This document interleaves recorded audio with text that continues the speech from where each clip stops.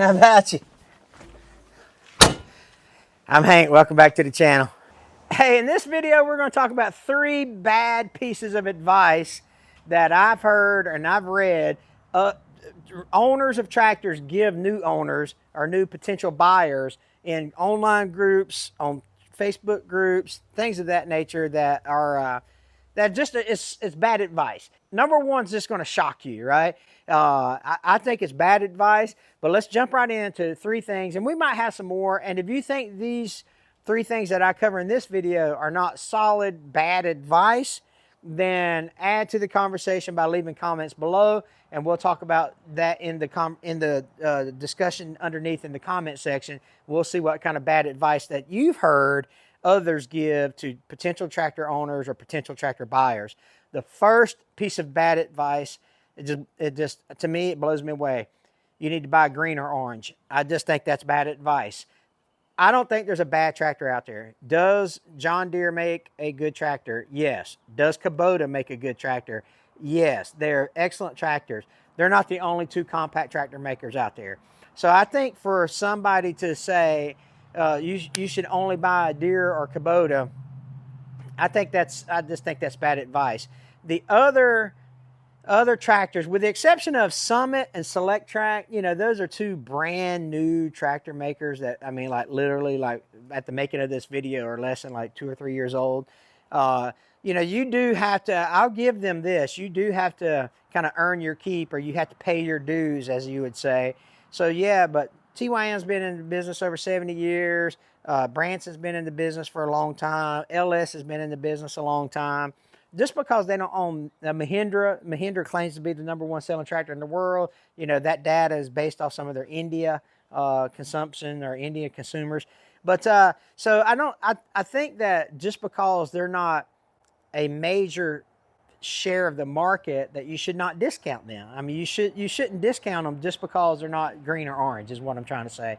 So I don't think that's really good advice. What do you guys think? I know it's a touchy subject. When you start talking about that, it's like Ford versus Chevy and Cummins versus Detroit, or Cummins versus Cat, things like that.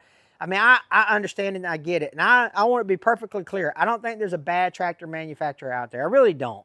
But I do think that telling people or trying to steer people to either Deere or Kubota is just bad advice, because there's so many good options out there besides green or orange. Now, if you go with a green or orange tractor, hey, good on you. You know what I mean? You should have weighed all your options, and that's the ones that you got and you picked because you felt like that was best for you. That's what you do. You decide for you. I'm just giving you some advice that I've seen and I've heard that I think is bad. So that's the first thing that I think. I think that someone going, you know, especially if you drive by 5 dealerships to get to a green or orange dealership, then, you know, you passed up 5 good opportunities to get a nice, strong, quality, well-built tractor just because your allegiance is to the green or orange brand. But that's okay. People do it right. Obviously, John Deere is #1 for a reason, and Kubota is a strong second. They both, like I say, I don't want people getting the comments and be like, oh man, you hate John Deere, you hate Kubota. I don't. I think every tractor is good. I just think it's bad advice to tell people to focus in on that because there's so many more options. But there's 2 more pieces of bad advice I want to talk about. So let's jump into those 2 as well. I've read this in online groups and forums as well. And it's telling people to buy used because of the DPF and because of the regen. And to me, I just think that's bad advice. Do I prefer a tractor that did not, would I prefer not to have that on my tractor? Absolutely. The system, the whole emissions thing, you know, the whole emissions that you have to put on these engines is just, has anyone seen any positive results from that? I mean, have they done studies where that stuff is actually working, like for the environment or for whatever reason? You know, is it really saving that many lives and that many years on the ozone layer? I'm asking because I don't know. I mean, so let me know in the comments below. Have they been studies on if is a DPF and the regen stuff, is that better for us, or is that just some talking point from the politicians, I guess you would say? But what I'm trying to say is, people tell potential buyers or potential tractor owners, don't buy new because they got a DPF or they got the regen. In their defense, they've come a long way on that stuff, right? If you run your tractor, I've got 250 hours. I just hit 250 hours on my TYM T574. I just hit 250 trouble-free hours on it. I have yet to experience a regen. I never get a regen, or I haven't got a regen yet because I run it at 1800 or higher on the RPMs. I run that thing hot all the time. And, but it's, some people, you're in your 60s and your 70s and you've been operating tractors for 40 years, 50 years and all that good stuff. It's hard to break, it's hard to teach a new dog old tricks. Did I say that right? It's hard to teach an old dog new tricks. You're used to running a low throttle when you're doing loader work, especially precision work and stuff like that. I get it. I understand that.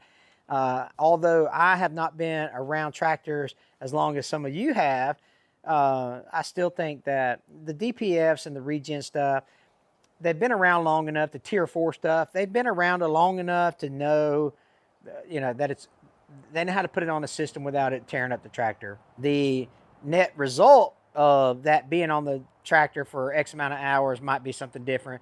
But the systems are okay is what I'm telling you. So don't buy an old tractor that's got a ton of hours on it just because it doesn't have a DPF or it doesn't regen.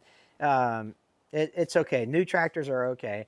New tractors are going to come with 6-7 year warranties on them. So you're going to have all that stuff covered even if it does go bad.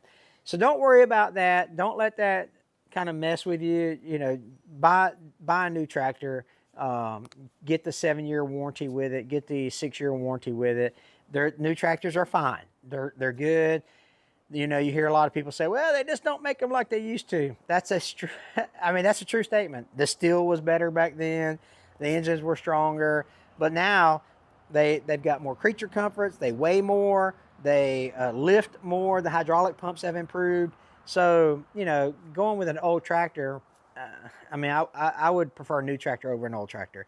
I like old tractors. Matter of fact, I'm looking for like an 8N or a 9N to rebuild. I had an Oliver Super 55 that I rebuilt and that we give to another friend of ours, but that was a fun tractor to drive. I enjoy old tractors. I really like them, but as far as using an old tractor every day, day in and day out, there's a channel called Farmall Fanatic. That dude loves his farmalls, right? I would not want to bush hog my 10 acres. I would not want to do all my loader work, my grapple work, my backhoe work, all that stuff on an old tractor. The new creature comforts on the new tractors with the more capacities, more capabilities, they do the job just fine. And I don't worry about the DPF regen stuff because I run my stuff hot. So I think that's bad advice. What say you? Let me know in the comments if you think that's good. Or I can see both sides of the coins, but I'm going to lean toward bad advice on this one. I got one more piece of bad advice I want to talk to you guys about, so let's jump right into it. This next piece of advice is going to be one that I just think it's bad advice. I live in Florida. It's flat, right? So I don't have to traverse any hills. I don't have to traverse I shouldn't say rough terrain. I don't have to traverse any bad terrain, but I do have to traverse mud, right? And so the bad advice that I hear people say is get a 2-wheel drive tractor. I think you need to get a 4-wheel drive. I think you need to have a 4-wheel drive tractor. I really do. I think going with a 2-wheel drive just limits some of the capabilities. Even if you're just going to be, all I'm going to do is plow this field. All I'm going to do is disc this field. Well, that's being naive because that's not all you're going to do. But 2, fields get soggy, fields get muddy, you bog down in fields.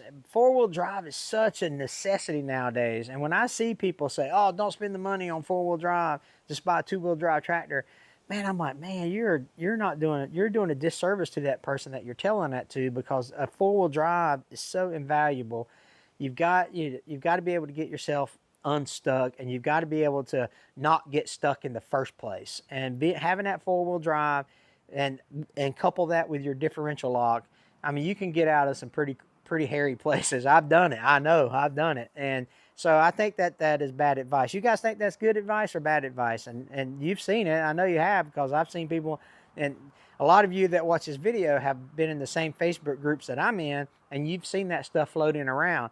So I think it's bad advice to tell someone, hey, I think you ought to go with a 2-wheel drive. Hey, based on what you're telling me you're doing, or you're going to plan to do with your new tractor, I would go with a 2-wheel drive. I've got a friend of mine that lives about 30 minutes up the road from me. He's got a 2-wheel drive tractor, and he gets along fine with it. But I bet he wishes he had a 4-wheel drive. You know, the only thing, if you get a 2-wheel drive, maybe get it with ag tires.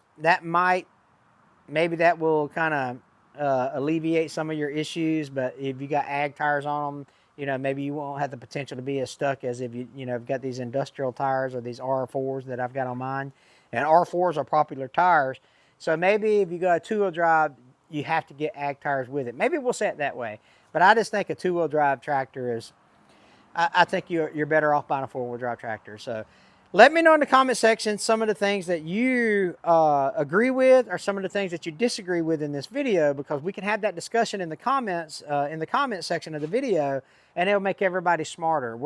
I'm not here, I don't ever say that my way is the highway or this is the best way to do things, because there's so many smart people out there that can add value to the comment section. So put your comment below.